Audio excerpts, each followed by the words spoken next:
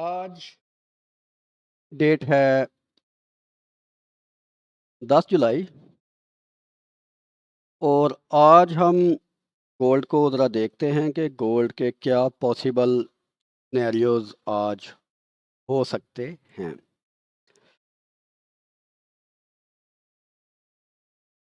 तो गोल्ड के possible scenarios पे हम बात करते हैं। हमारा जो एनालिसिस टाइम फ्रेम आज के लिए है वो है 4 आवर और 4 आवर में हम इस सारे सेटअप को ब्रेक डाउन करते हैं कि 4 आवर टाइम फ्रेम के अकॉर्डिंग गोल्ड में क्या पॉसिबल सिनेरियोज बन रहे हैं और हमको ट्रेड करनी चाहिए, नहीं करनी चाहिए, इंतज़ार करना चाहिए। अगर इंतज़ार करना है तो कब तक करना चाहिए और अगर पोजीशन लेनी है तो किस साइड में लेनी चाहिए और क्या पोजीशन लेनी चाहिए।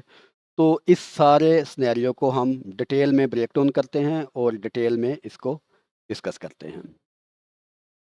तो गोल्ड का सबसे पहले मोस्ट रिसेंट जो मूव है हम उसको मार्क करते हैं, बिगर मूव को भी और इनसाइडर मूव को भी।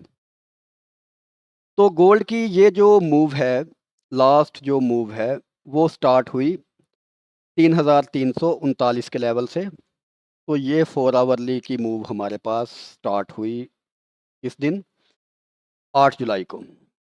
परसों ये मूव फॉर्म हुई और ये हमारा हाई बन गया गोल्ड में, यहाँ से ये मूव स्टार्ट हुई। और इस सारी लेग का जो बिरश लेग थी, इसका जो लोएस्ट लेवल था वो ये वाला एरिया इसका लोएस्ट लेवल बना।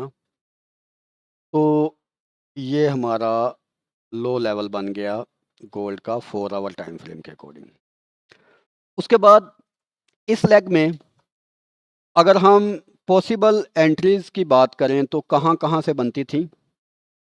तो इस लेग में हमने सबसे पहले वो एरिया डिफाइन करना है जहाँ से ये लेग ब्रेक हुई।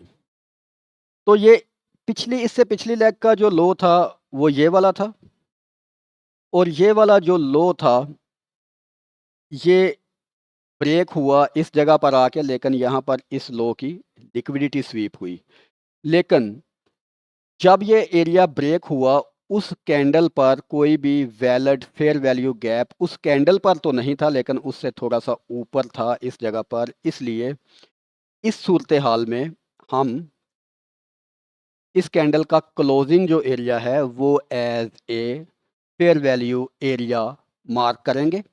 तो ये वाला जो हमारा एरिया था ये हमारी फर्स्ट लाइन ऑफ डिफेंस थी और यही हमारा फेयर वैल्यू एरिया था।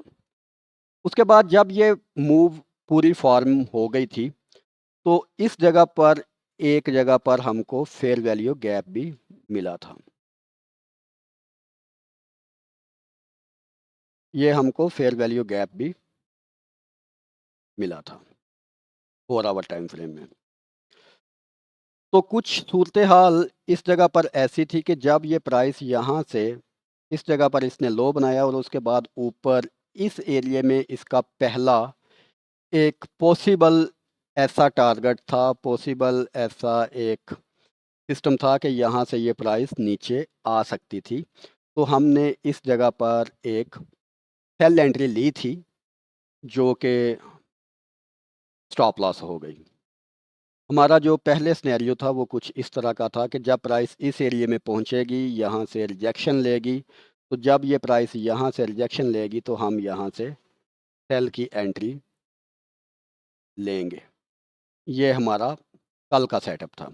लेकिन प्राइस इस जगह पर आई और लोअर टाइम फ्रेम में उसने हमको एक अच्छा सिग्नल दिया भी सेल का, लेकिन उस सिग्नल को प्राइस ने रिस्पेक्ट नहीं किया और प्राइस नीचे की तरफ आ गई।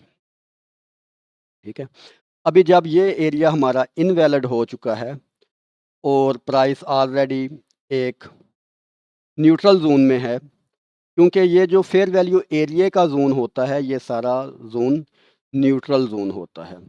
तो इस वक्त प्राइस एक न्यूट्रल जोन में है और न्यूट्रल जोन में आने के बाद अब हमारे पास कौन कौन से पॉसिबल सिनेरियोज हैं यहाँ पर ट्रेड लेने के लिए। सबसे पहली बात कि एक चीज़ जो अभी तक हमारे पास कन्फर्म है, जिसमें अभी तक हमको कोई डाउट नहीं है, वो क्या है उसको देखते हैं कि अभी तक हम स्टिल बिरश जोन में हैं। ये बात कन्फर्म हो गई और ये कन्फर्म है कि अभी तक हम बिरश जोन में ही हैं और प्राइस अपने रिट्रेसमेंट जोन में है। तो यहाँ से प्राइस कहाँ तक रिट्रेसमेंट ले सकती है? प्राइस यहाँ से फेयर वैल्यू जोन के अंदर है, यहाँ पर प्राइस अपने एक्सट्रीम क्या कहते हैं उन जोन्स में है जहाँ तक प्राइस रिट्रेसमेंट ले सकती है और ऑलमोस्ट ये एक्सट्रीम लेवल पर रिट्रेसमेंट ले भी चुकी है। उसके बाद जब ये जोन क्रिएट हो रहा था तो ये आप देख रहे हैं कि यहाँ पर एक फेयर वैल्यू गैप हमको मिला, ये स्टिल अनमिटिगेटेड है, और एक फेयर वैल्यू गैप हमको यहाँ पर भी मिला था जो कि मिटिगेट हो चुका है। अब हमारा पॉसिबल जो टारगेट है वो ये एरिया हो सकता है अगर प्राइस यहाँ से वापस आती है, तो ये वाला एरिया हमारा पॉसिबल टारगेट हो सकता है। दो बातें हो गई।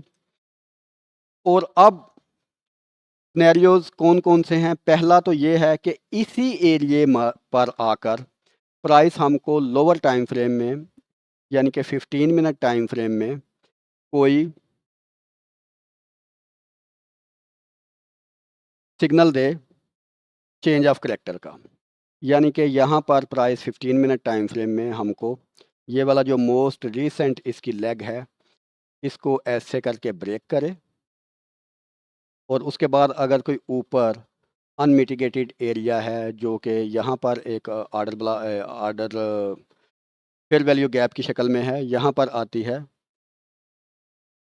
तो हम इस एरिया तक सेल की एंट्री ले सकते हैं। ये है पहला सिनेरियो। और दूसरा सिनेरियो ये है कि प्राइस यहाँ से अभी मज़ीद ऊपर जाए,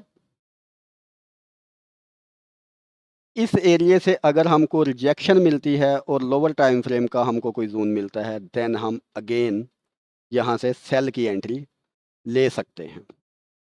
अदरवाइज गोल्ड में कोई भी पोजीशन नहीं है,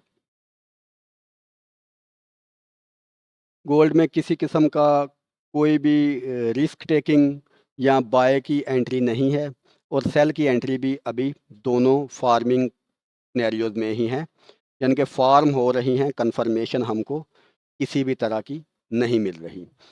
तो जब तक ये कंफर्मेशन नहीं मिलती हम गोल्ड में किसी किस्म की न्यू एंट्री नहीं ले सकते अनटिल प्राइस हमारे अनमिटिगेटेड जोन्स पर ना आए। तो जैसे ही प्राइस हमारे अनमिटिगेटेड जोन्स पर आएगी हम गोल्ड में एक सेल की पोजीशन देखेंगे।